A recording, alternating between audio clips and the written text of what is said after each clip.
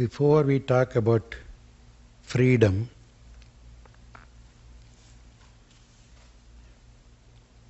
it's good to know how do we get bound. What binds us? Because if we do not know that we are bound, we won't even have to bother about freedom. Who wants freedom? The one who is bound. Are we really bound? If so, who is interested in binding us? Somebody out there, or you yourself? If so, how do we bind ourselves? These are some of the questions we have to ask of ourselves and find the answer.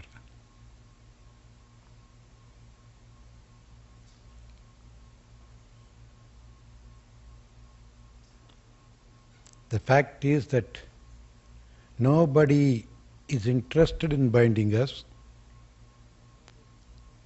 Nobody can bind us if we do not allow ourselves to get bound.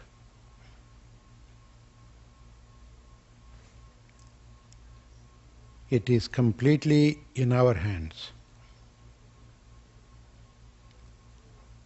There is a saying in the ancient Vedas, Mana eva manushyanam karanam bandhamokshayoho. The first half is very often translated in English and in many other languages. Mana eva manushyanam means as the mind, so the man. Or sometimes we say, as you think, so you become. You are a thinking being. You can make yourself any way you want if you think that way. The Tamils would say, Manambola Mangalam. Mangalam, the auspiciousness that comes to us, is according to our mind. It's not that somebody brings you Mangalam, your own mind brings you Mangalam.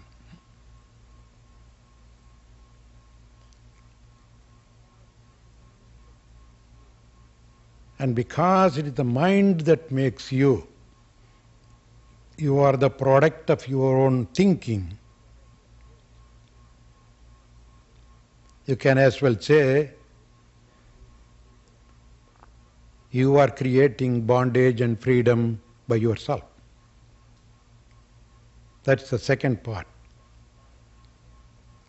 The bandha and moksha karanam is the mind. Bandham, binding.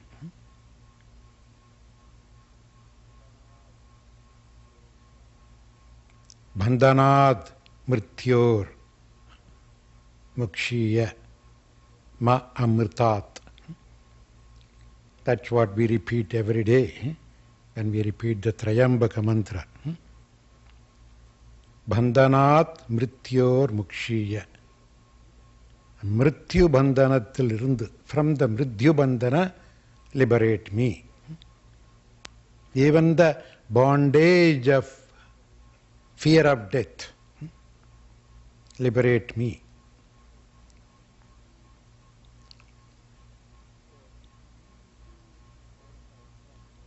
So we do bind ourselves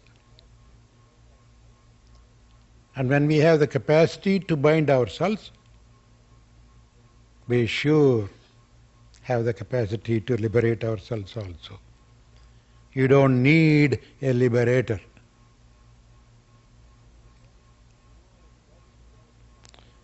And in a sense, nobody else can liberate you.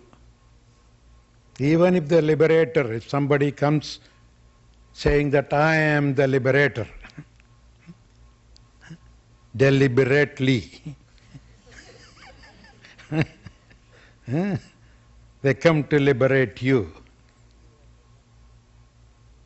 Still, you are the one to accept those ideas, apply it, and liberate yourself. If others can have the capacity to liberate people, the world would have been very different. It has seen many great liberators. The history has told us about them.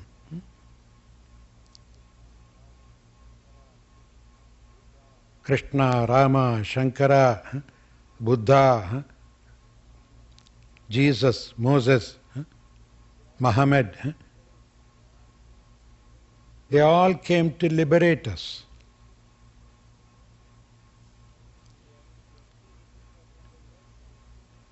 And we are still looking for somebody else also, or at least a few others. That itself shows that we have not gotten that liberation by somebody else. They couldn't have liberated us, they did not. If you feel that you are liberated, you accepted that idea, applied it in your life, and then freed yourself. Because freely you bound yourself, freely you liberate yourself.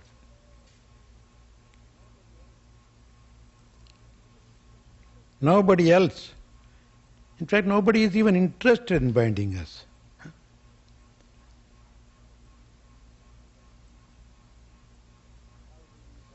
Now then, how do we bind ourselves then? What do you call the bondage? What is the sign of being bound?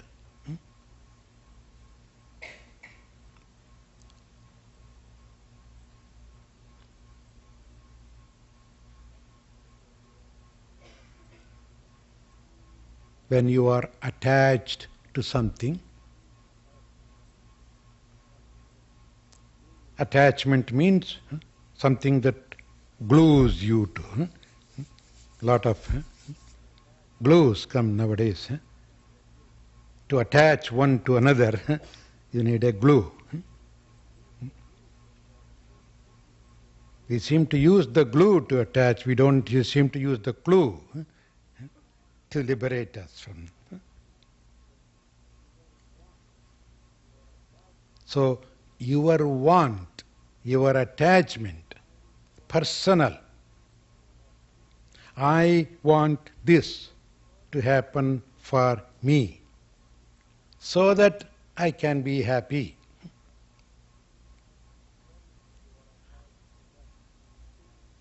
Then you are attached to that thing or the person to make yourself happy. But even that thought originates from another problem. The thought of wanting to be happy and wanting somebody or something to bring you the happiness is caused by some other problem. The primordial sin. What is that? Forgetting that you are happy. You forgot that you are happy,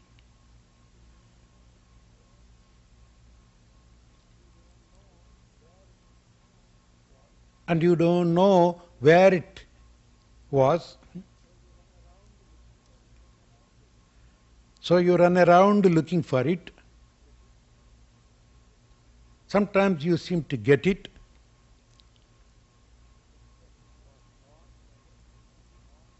But it doesn't last long because you are afraid of losing it. So the little happiness that we seem to get by acquiring things or acquiring friends, acquiring power, acquiring positions,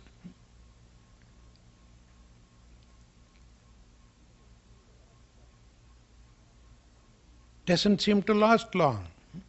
It comes with the fear of losing. If happiness comes to you if it seems to be coming from somewhere, it comes along with the fear of losing. You don't want to lose it. Why? Because you want to be happy, and you know without that you cannot be happy, so you don't want to lose it. And you don't even let anybody look at you. The moment somebody looks at, oh, is he going to take it away from me? The fear of losing comes. That means you are bound. When you don't want to lose things, when you want to hold on to things, you are bound. You are holding on to things. And you say, I am bound by that. I think last satsanga, one before, I said something about the monkey collecting the jelly from the coconut.